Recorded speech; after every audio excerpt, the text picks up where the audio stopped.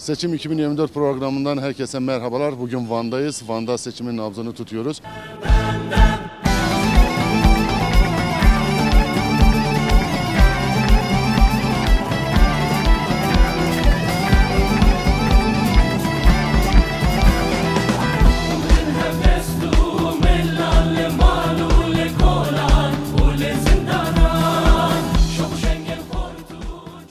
Mart yerel seçimleri yaklaşıyor. Seçimler hakkında ne düşünüyorsunuz? Van'da nasıl bir tablonun ortaya çıkacağını düşünüyorsunuz? Van'da 14'te 14 yapma umuduyla bir tablo oluşturacağımızı düşünüyorum. Öyle ümit ediyorum. Kayyumların artık son bulmasını ümit ediyoruz. Büyükşehir Belediyesi'nin kayyumdan bu yana bize bıraktığı bir 3 milyarlık bir borcu var.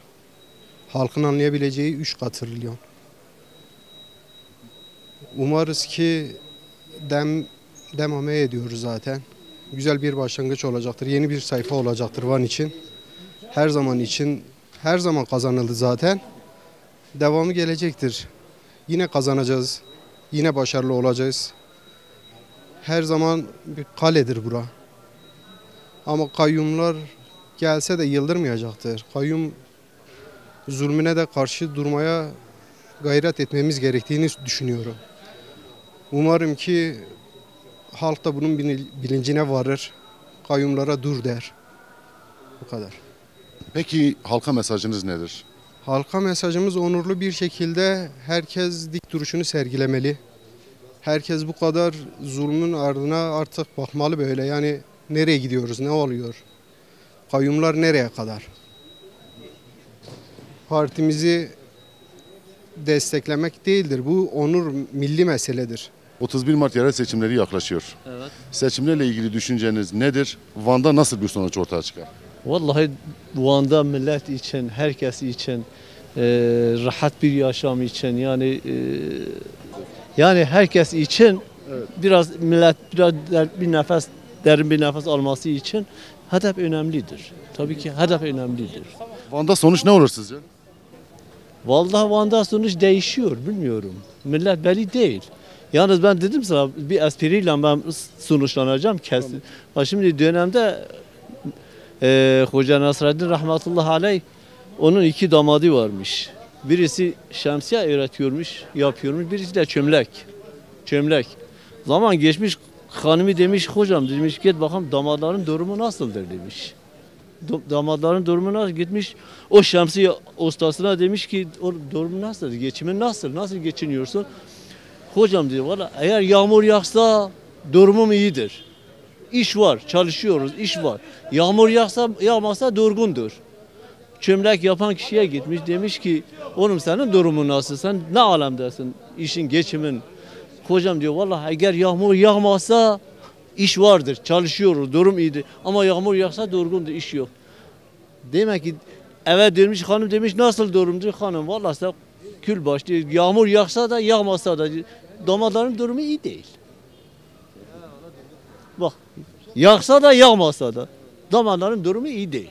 Hayırlı olsun. Halka bir çağrınız var mı sandık başlarına gitmeleri için? Herkes görüyor. Herkes gördüğünü yapsın. Yani söylemeye gerek yok. Herkes görüyor her şeyi. Sokağı, çarşıyı, ortamı, pazarı, her şeyi biliyorlar. Herkes görüyor. İnşallah dediğim gibi olacak.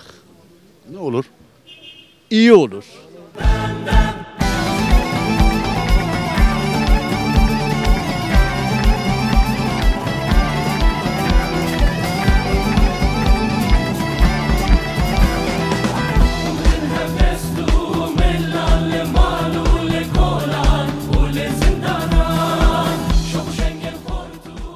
Vallahi ben öyle düşünüyorum ki millet açtı. Millet bile gelenekte bu seçimde bile düzenmesi lazımdır.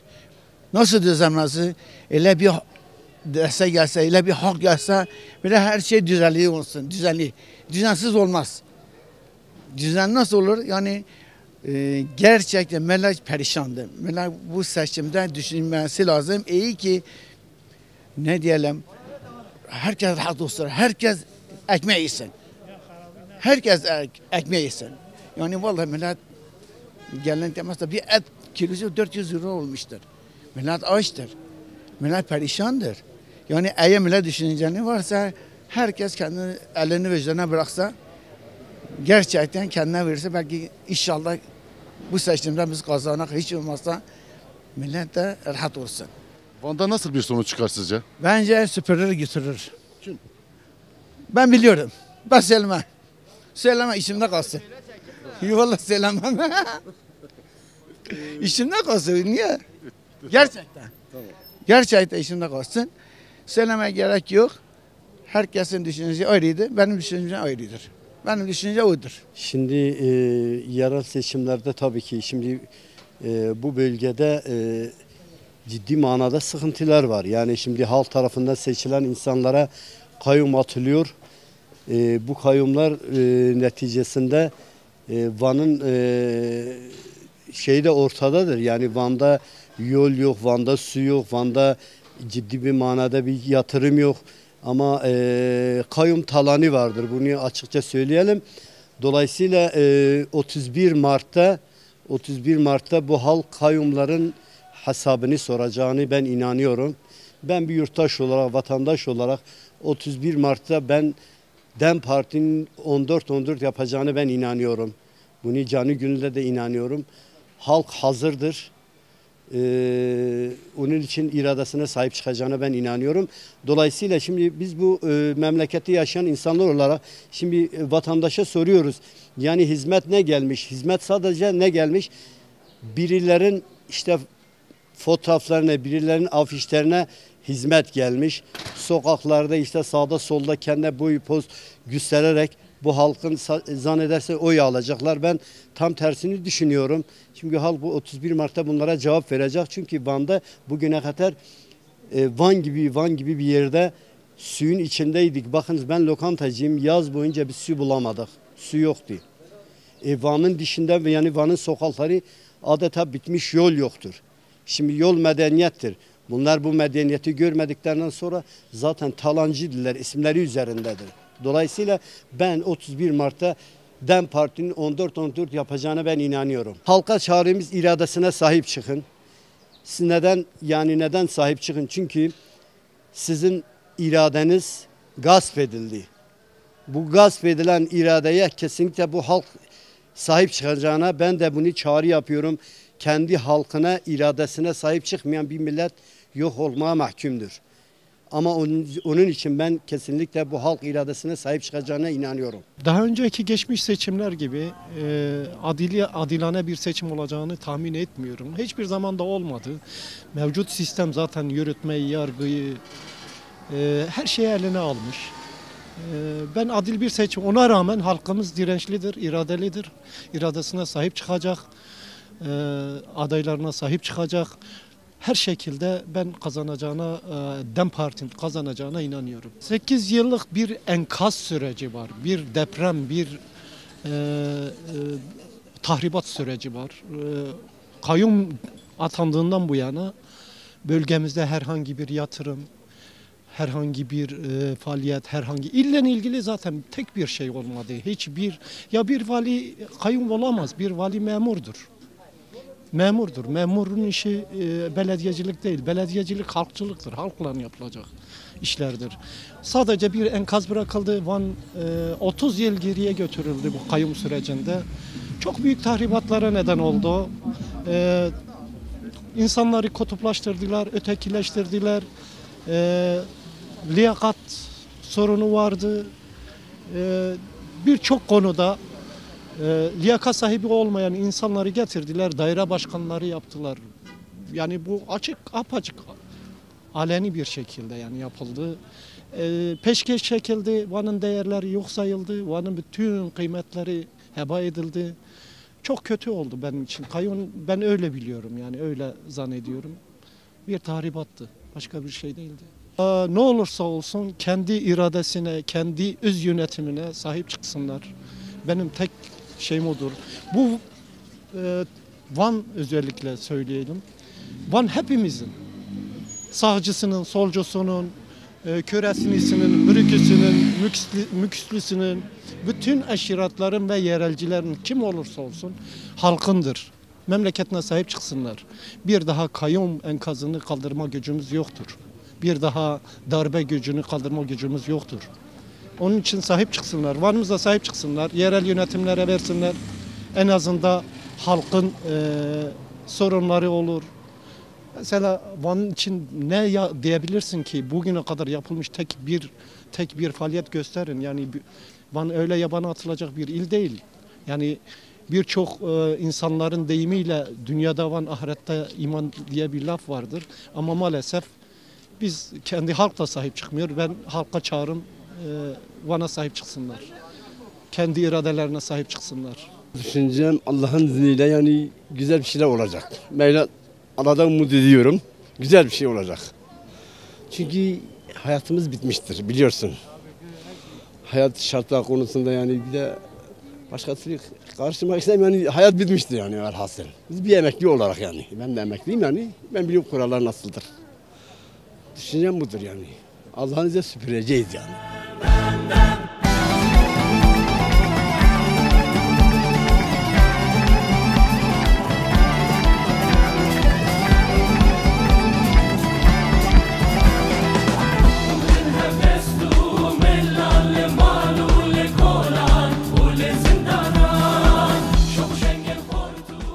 Bence Van'da kesinlikle DEM Parti'nin büyük bir zaferle çıkacağına inanıyorum. Çünkü 10 yıldır kayyumlar bu belediyeleri yönetiyor, gasp etmişler ve talan etmişler. Şimdi AKP adayları hangi yüzde gelip bu milletten oy isteyecekler? Şimdi bu kayyumlar İsmail Say kayyum değil midir? Veya Salih Akman bir çeşit kayyum değil midir? Ne yaptılar ki? Edremit'i talan etmediler mi? Binlerce metrekare arsaları peşkeş çekmediler mi yandaşlarına, yandaş şirketlerine? Şimdi gelip ne vaat edebilirler ki? Ne söyleyecekler? Zaten 10 yıldır siz yönetiyorsunuz. Siz talan ettiniz. Yani dünyanın en büyük haksızlığı yapılıyor. İnsanları işinden ettiler. Ondan sonra dışarıda gelen, batıda gelen bir sürü işte farklı alanlarda kişileri getirip bu belediyede de çalıştırdılar. Yetkili yaptılar. Kurumlarda çalıştırıyorlar. Yani daha bundan kötüsü ne olabilir? Yani bu halk gerçekten biraz düşünmelidir ya. Bu halk yani bunları mutlaka gözden geçirmelidir ya. Ben halka diyorum ki biraz önce de söyledim. Yani 10 yıldır gene kayyum yönetiyor, AKP yönetiyor. Ve AKP talan etmiş, her tarafı talan etmiş. Sokakları satmış, arazileri satmış, binaları satmış, peşkeş çekmiş. Bak bu yollar bile peşkeş çekilmiş. Yani bunların yapmadıkları şeyi yeni mi yapacaklar? Bunların vaat ettikleri şey nedir? Çözüm İsa Berge diyorlar. İsa Berge neyi çözecek? İsa Berge talancıdır, rantçıdır. Bu halk bir defa var ya yanılarak İsa Berge'yi oda başkanı yaptı. Ama İsa Berge gelse yani geride kalan ne varsa belki bu parkı da satarlar. Ya ben bu halka diyorum yani siz olun. Oy verirken dikkatli olun. Elinizi vicdanınıza koyun. Öyle oyunuzu kullanın. Valla benim tahminime göre Van'da DEM Parti alır. Yani eski adıyla HDP alır. Ve partinin de arkasındayız.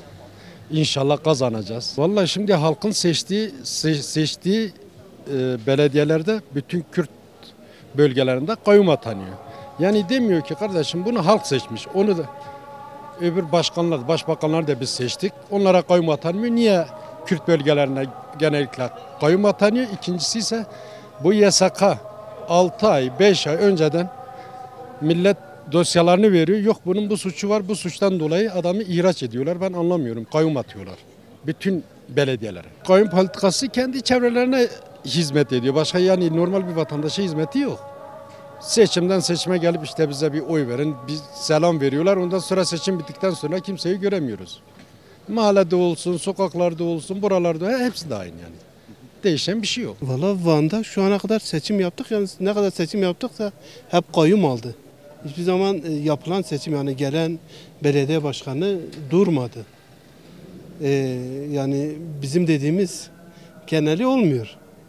Hani verdiğimiz veya seçtiğimiz kalmıyor. Artık tabii bu saatten sonra ne olur? İnşallah daha iyi olur. Umudumuz bu. Yani Van'da tabii şu an krizdir, sıkıntılıdır. Yani millet ona göre artık seçeceği kişi biraz daha yani kendi işlerinde ve kendine faydalı olan birini ister. Artık bilmiyorum şu an nasıl olur. Siz kimi istiyorsunuz? Valla biz DEM Parti'ye vereceğiz. Kendi hangisini seçerse artık biz ona vereceğiz. Ne kay meselesi hoya. Kay meselesi böyle bir şeydir. Kay meselesi mesela bir tane kaymakam bir tane vali bir yıl geliyor. Kaym atıyor o vali ne halkın ne istediğini bilmiyor. İnsanı tanıdığı zaman zaten gidiyor. Bu halkın ne istediği, ne yoludur, ondan sonra altyapısıdır, bilmem imar planıdır, bilmem her şey. Kaym bir şey anlamıyor. Kaym bütün doğuyu bitirdi. Bu halkı çok perişan durumda bırakmış. Yani bir insan kazandığı zaman yani o insanın iradesini gasp ettiğin zaman bütün halkın iradesini gasp ediyor. Bu çok çirkin bir şeydir. Kınıyoruz. Her zaman da kınıyoruz. Bu kayma hayır. Bütün Van halkı ve bütün Türkiye halkını bu zulma, bu şeye, bu zama, bu şeye, her şeye rağmen yani buna bir ses çıkarsınlar. Buna bir dur demesi lazım. Gerçekten yani bütün vatandaşlar zor durumda kalmış. Yani zaten bir şey söylememize gerek yok. Herkes zaten biliyor. Git çarşıda gez, dolaş. Kim ne bir insan 1 kilo et belki bu 2 ayda 1 kilo 100 gram et yememiş.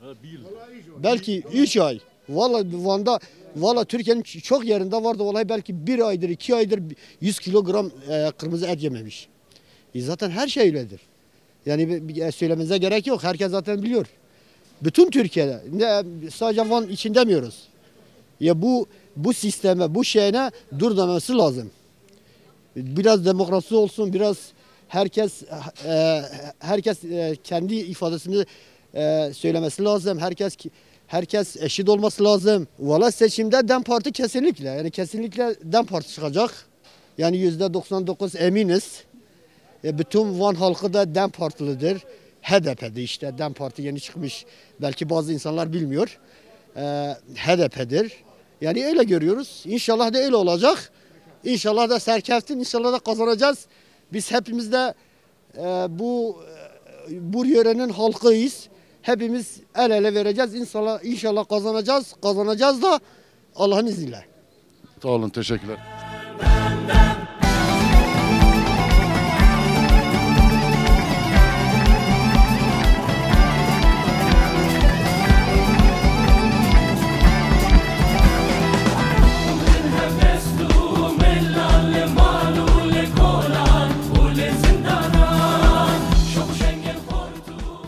Van'dan zaten Erdoğan'a uya yok. Zaten kaç senedir biz görüyoruz Van'ı ne hale getirdik. Kim uya verecekler? Her gün milleti tehdit ediyorlar, bilmem ne yapıyorlar. Böyle Cumhurbaşkanı olmaz. Bu Cumhurbaşkanı değil. Böyle Cumhurbaşkanı bu kelimeler zaten kullanmıyorlar. Cahil insan değil ki bile kelimelere kullanıyorlar. Öyle değil mi Allah aşkına? Odur, başka ne diyeceğim ki? Yani onlar beklemesin uya. İstanbul'da beklemesin, Van'ı da beklemesin.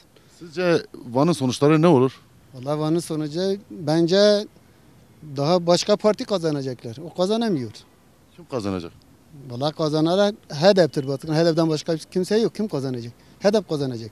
Zaten ben kendi AK Partiliyim. AK Parti'ye üye vermiyorum. HDP vereceğim.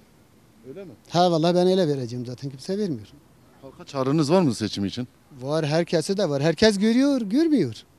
Yani Van'ı ne hale getirdiği herkes görüyorlar. Yani şöyle bir şey var, seçtiğimiz seçmenin de pek bir önemi yok. Sonuç olarak ben mesela bir seçmeni seçsem yerine başka bir kişi atanacak zaten kayyum olarak. Yani beklentim yok. Bu bir tek rejim olduğu için, tek belli bir adamdan olduğu için o adamın istekleri oluyor. İktidar ne derse odur. Yani çok böyle ne kadar da ifade özgürlüğümüz, seçme hakkımız da olsa belli bir adam üzerinden istenilen yapıldığı için çok da bir önemi yok aslında benim için. İlk önceliğim kampüse yönelimleri, çok yani ulaşım olarak, öğrencilere rahatlık olarak bu yönden çalışmalarını çok isterim. Çünkü kampüse giderken biz öğrenciler olarak çok zorlanıyoruz. Kültür, sanat yani şehre çok fazla olanak gelmiyor aslında öğrencilere yönelik. Çok fazla bir şeyler yok. İşte belli tiyatrolar, belli konserler düzenleniyor. Bunların fiyatları çok pahalı bu arada. Diğer şehirlere nazaran. Van çok çok pahalı. Mesela bir konsere gitmek istersek sanatçının en az 400-500 liralık bir bütçe lazım bilet için. Niye bu kadar umutsuzsunuz bir genç olarak? Yani umutsuzum çünkü umut edilecek bir şey yok ki. Yani geleceğim açısından umutsuzum. Yarın öbür gün mezun olsam atanamayacağımı da biliyorum. Yani belki atanamam. Çünkü torpil sistemi var burada. Sen eğer bir iktidar rejimine yanaşıyorsan, eğer şey yapıyorsan büyük ihtimalle işin gücün vardır. Ama öyle olmadığımız için büyük ihtimalle işimizde olmayacak. Yani bir tanıdığın varsa geleceğin parlaktır. Yoksa yoktur. Okuduğunun pek de bir önemi yok aslında.